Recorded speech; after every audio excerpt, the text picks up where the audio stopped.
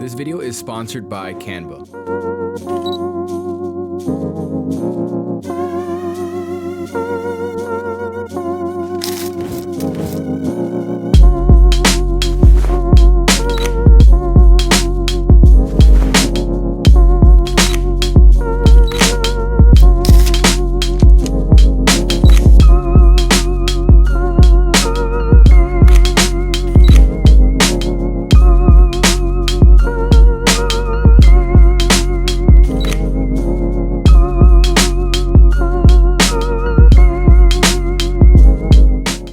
I have spent the past 2 weeks shooting the hell out of this Canon R3. Normally, I shoot with the Canon R5 and the Sony A1 on a regular basis. And out of all the things that there is to talk about, the autofocus of the R3 is what stood out to me the most. The eyeball control feature on this camera is underhyped. So for those who are unfamiliar with eye control, this is not the same as eye autofocus that you would find on most of the newer cameras like Sony, Canon, Nikon. This is something very exclusive to Canon. I'm able to control the focus point in the camera with my eyeball. So wherever I look is wherever the focus point will go. Since I can't record my viewfinder and show you how fast and accurate eye control really is, I created a little focusing obstacle course. The challenge is to focus on my beauty dish placed on the left corner of the frame first, then my 200mm f2 on the far right,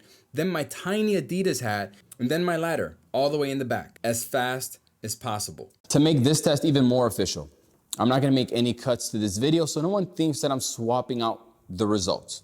I have AF point display on when I review the images so you can see exactly where I focused. All right, let's do this. Ready? 1, 2, 3. Okay, that was pretty quick. Probably could have gone faster. All right, check it out.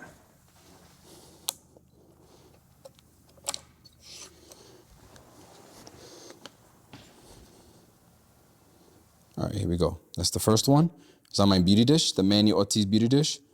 Next one, right on the 200mm f2. Next one, right on the Adidas hat. And the next one on the ladder. There is no way you can physically move a focus point to match that speed of acquisition. And even if you use center spot and just moved your camera, it's not as fast and it's hella less accurate, especially if your subject was moving. The point of this test was to highlight how a feature like this can change how you capture a spontaneous moment. The sponsor for today's video is Canva. I am gonna be recording this on the Canon R3 and then the Sony A1 right next to it, both with a 35-1.8, 4K 24, standard profile.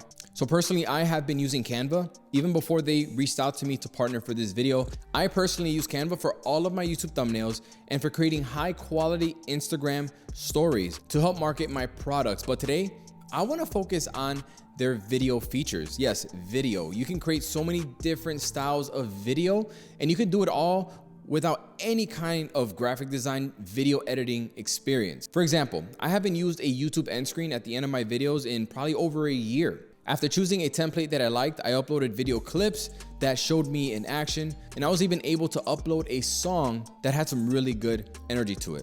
By simply dragging and dropping on the video timeline, I was able to create a dope little end screen and instantly increase the production value of my video. You can team up today for only $12.95 a month. For up to 5 people, you and your team can unlock everything Canva Pro has to offer. You can get a free 45-day extended trial if you click the link down below in the description box. The truth is, when you use Canva for the first time, it's one of those things where you're gonna wish you knew about it earlier. Give it a shot. You'll see.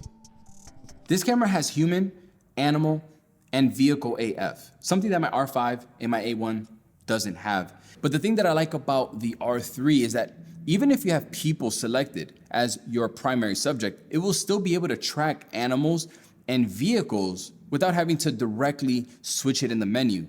Granted, it isn't as good this way, but it still works good enough in a pinch. See, the subject tracking in this camera, it will size up whatever you're trying. Why is it doing that? It will size up whatever it thinks you're trying to focus on, whether it's moving or it's static, and it will create a custom size box over whatever it is. It will even get smaller or larger depending on if the subject is moving away or towards the camera. And the Sony A1 doesn't have that size up subject tracking capability that the R3 has. Now, is this a big deal?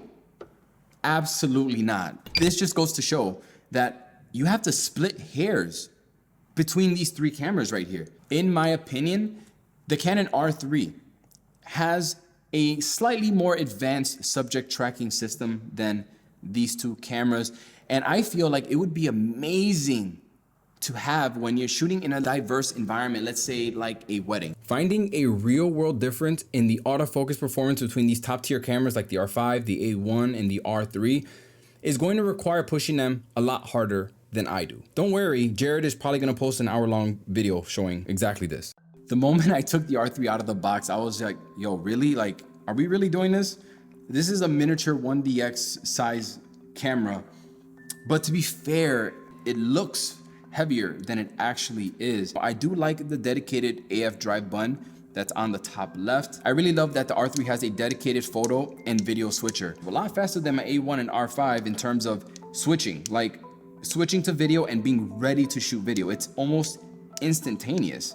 I like to have a camera with no other accessories, no straps, even my lenses, no hoods, no filters, and being forced to use a battery grip since it's built in, it's like a good thing for me, you know? Like I'm like, wait, why don't I shoot like this more? It's so much more convenient. I don't have to charge the battery every single day. The battery lasts me a couple shoots. And just like the Canon R5, the shutter closes when you turn off your camera so you don't get dust on your sensor. Image quality.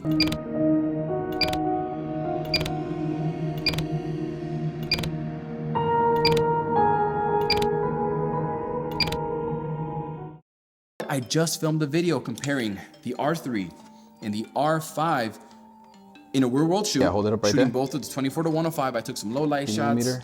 But I know Three. this is not an apples to apples comparison because we have double the megapixels on the R5. But what does the file flexibility look like on both of these cameras? Is the low light performance of the R3 that much better than the R5? And I'm actually looking forward to trying out the Nikon Z9 and see how it compares to these from a non-sport shooter's point of view.